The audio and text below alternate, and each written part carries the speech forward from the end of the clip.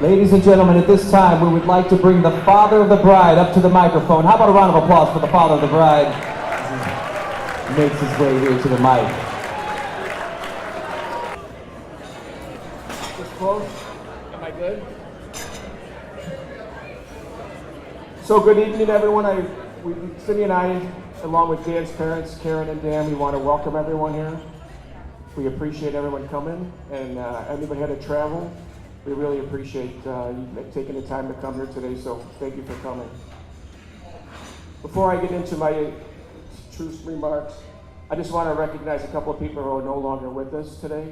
We did talk about them at Mass today, but I want to mention Dan's grandparents, Nick and Dorothy Zakula, who are no longer with us, and then Michelle's grandparents, her grandfathers, Don Daly and my father, Marty Sr.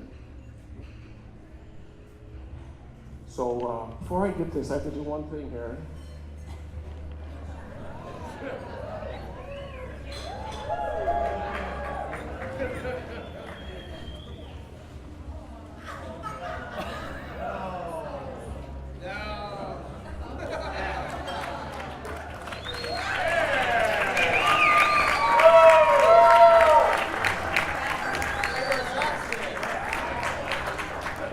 So for you people that can't maybe see, because if I was sitting back there, I couldn't either. I have put on my Cub jersey.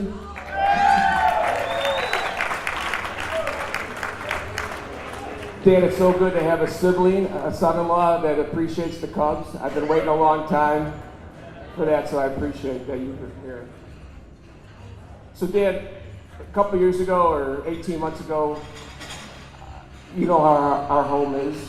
People were talking about you and Michelle and whether you're going to get married and things. And I'm like, hey, I don't know. I'm watching the Cub game. I'm watching golf. I'm really not paying attention. And one day, you and I came home from the breast cancer walk, and you said you wanted to talk to me. And I might have in the back of my mind what you were thinking about. And you started, and you kind of started saying, you know, Michelle and I have been going around for a couple of years, and people are asking, and I'm like, yes, for sure, absolutely. And then he's like, wait a minute, you didn't even know I'm going to ask you. I said, I'm thinking you're going to ask if you want to marry her. But do I even get to ask? I said, well, I don't want you to have any time to change your mind. I said, you know, you're in. I said, there's no doubt about it, Dan. I said, I couldn't ask for a better son-in-law. I mean, how can I ask for a better person than a Cub fan, a law enforcement official, and someone that raises chickens? How can I ask for anybody better? I mean, I'm a lucky guy.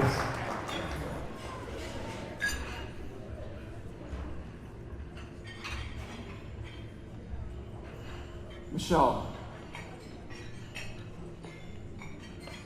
It was always when we were at home, when you were having a hard time with your mother or whatever, she'd come in and she'd say, she's just like you. Now, I thought that was a compliment. Right away, I'm like, hey, that's a good thing. That's a good thing. But it was always something about an argument.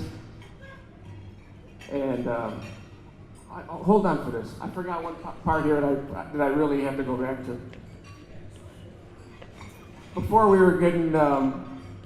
when I was getting ready for the wedding, everybody would come up to me and ask me, how's it going? What's going on with the wedding? I'm like, I really don't know. I said, they really don't tell me a whole lot. And I said, I got 3 things to do. I said, I got to get a tux, I got to get my hair cut, and I got to make a speech. So, got my tux. I'm looking for my hair person over here, Miss Hickey. I want to make sure, Mayor, that I look good, because for all the years you've been telling me how, you know, my blow dryer or whatever, if I did good. So I want to make sure that I look good for my hair. I just want to ask you if I did okay. But get back to Michelle. So you and your mother, she'd tell you it was coming. I always thought you were determined. I thought you knew what you wanted to do, and I didn't take it that way. I never did. I remember when you were going away to college, and I was trying to get you to lean you towards staying home. and you were pretty determined. We went to look at some schools, we went to look at St. Xavier, we went to look at DePaul, but you had in your mind, that's where you wanted to go. There was no way we were going to change you. There was no way that was going to happen. And looking back on it, was probably one of the better things that happened, because you learned to live away, you learned to live on your own, and that's a life experience that you wouldn't have got probably living up here with us. I also remember a time when you first got to Marist to go to high school, and you had been playing volleyball for a number of years, and you were pretty good at it. And at the last minute, you got cut. And I think your mom and I were more devastated about it than you were. But you were determined that you weren't going to let that bother you. And the next day, you went out for the cross-country team. And from that, just by doing that, you knew you wanted to do something at Marist, and you were determined not to let that one setback to hold you back. And that couldn't have been one of the better things you did. You made so many good friends. You were coached by tremendous women. I don't know if Jennifer Haggerty, I saw her this morning, she's here. Jennifer Haggerty, one of my favorite people. Coach Coy, Bridget Kinsella. You had these strong women in your life, and they helped define you. And I mean, I've talked to Coach Haggerty about this before, and I think just defining you and your determination. And I think that when it came time for you to when you're getting ready to find a husband, you were determined not to settle for something. And I think all those times before, that led you to make sure that you got a great guy, and who couldn't be more prouder than you got Dan. I said, Dan, a father gets to turn over a daughter once in a lifetime, or if they're lucky to have more, and I'm so confident and so happy that turning my daughter over to you. I couldn't be so happy for that.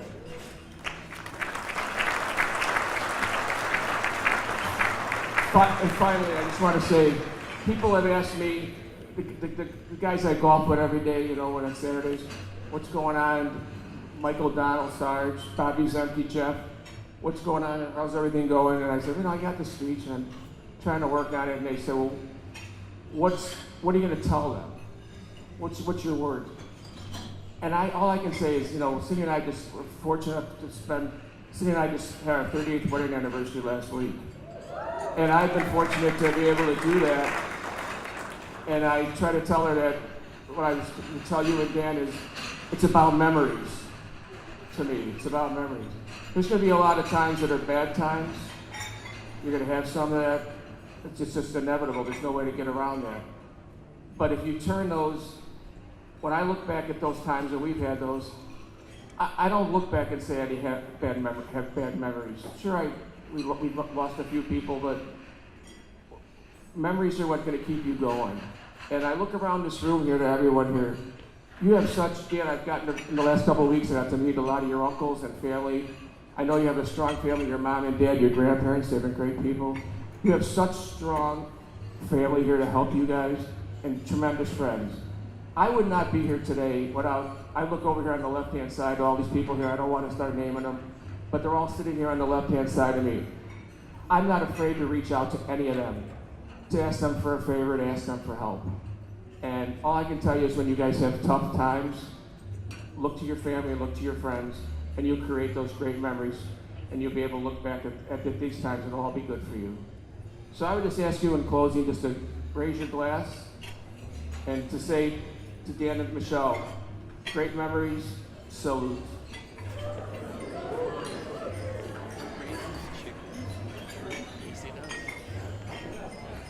Let's hear it for the father of the bride, ladies and gentlemen. And anybody?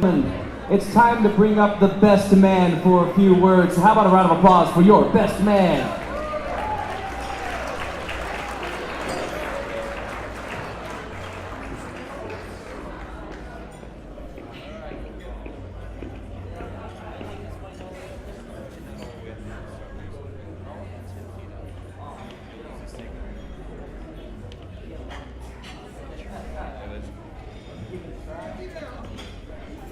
All right, good evening, ladies and gentlemen. I was told by Dan that my speech can only be about a minute and a half before he turns off the mic, so I try to keep it into that time frame. Louder. Is that better? Gotta hold it a little closer, you know. Let's try to take it this way a little bit more, see if this works. Yeah, yeah. I've made more than 10 feet, so bring it all the way up here. Here we go. Don't worry, Dan. I wouldn't be worried. So, those of you that don't know me, my name is Tony. I would like to thank everyone here that made this special day possible for Dan and Michelle. Yep. Parents, thank you. Michelle, I thought I was going to be the best looking person here today, but might have failed a little miserably. You are stunning tonight. And I think everyone can agree with that, yes? Dan, on the other hand, you do clean up. Alright. You do look good. Not no. Maybe. No, sorry, no applause. Not too well. So, let's see here. I'm not quite good at these, but Dan, I've known you quite a few years now. That you have some good traits, you know. You're hard caring, you know, generous. Man. What did you end up writing here? I can't read your writing. But no, honestly, Dan's a good friend. He is going to be a good husband. He's going to be an amazing husband. I wish them both well. Once somebody once said a great flame follows a little spark. When Dan met Michelle, there was a little spark between them. I know that because Dan himself will not stop talking about Michelle. Non-stop. So, you know, I wish you both well luck. And may the spark and flame always fly. May your marriage be filled with love and laughter. And may this be just the beginning of your great romance. Cheers. Let's all raise a glass of that here. Both.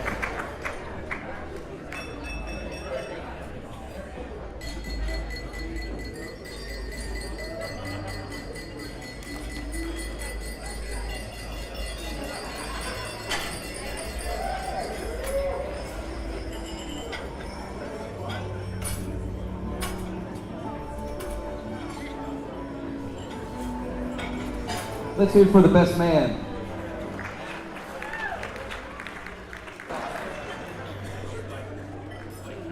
It's a little too tall for me. I'm gonna have to call a little up for you.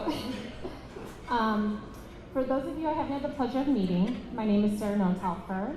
I'm not only honored to be Michelle's maid of honor, but to be her older, wiser, funnier. To all you police officers out there, single cousin. Single. Truth is, when I say cousin, I really mean big sister. Growing up, I took this role very seriously, knowing Michelle always wanted to be just like me. She did. I taught her that every life moment can relate to an episode of Friends. I taught her that our cousin Brian is in fact Ross Geller. You can meet him after. I even taught her that matching pajamas are the only appropriate outfit to wear in every moment in life. However, it was when she followed in my footsteps that I see that our roles were reversed, and I first started to see the teacher in Michelle. She taught me how cousins can truly become best friends. We even ran our first half marathon together. And for two runners who didn't train at all, we somehow managed to make it through. I want to give a shout out to our mile 7 cheerleaders over in this range over here.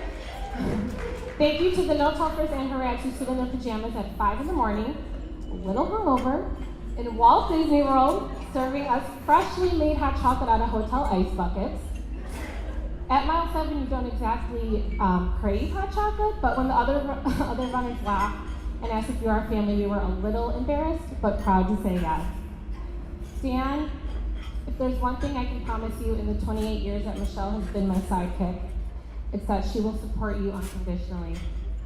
She will love you, make you laugh, and always take care of you. She will be your biggest fan, best friend, and simply encourage you to be the best version of yourself. I could go on and on about Michelle and tell Dan how lucky he is to have her, but the truth is Michelle is equally as lucky. Dan, the moment she met you, she was absolutely crazy about you. And I just gotta pause right here and also personally thank you for giving us the pure pleasure of watching Michelle learn to take care of chickens. Once I knew she was willing to do that, I knew this was serious and that this was true love. So thank you for that. The moment that you asked for her hand in marriage was the moment that my family knew she would forever be protected, loved, and taken care of. I know my whole family joins me as I say we couldn't be happier to welcome you to the family. You learn a lot about a person during a marathon that you don't train for. I know there's no other person I'd want to cross that finish line with other than Michelle. So tonight, I'm passing the torch to Dan as this begins a new marathon together. Mile 1 starts tonight. A new, exciting, beautiful beginning. A life filled with adventure, obstacles, and milestones. Look around this room. We're your mile 7 cheerleaders. We will serve you hot chocolate in our pajamas. We will love and support you and be with you at every finish line that you cross together. I know there's no two people more perfect for this adventure than Michelle and Dan. So everybody please raise your glasses and join me as we cheers to the new Mr. and Mrs. Zakula. Cheers to a marriage full of love, happiness, and lots of baby chickens.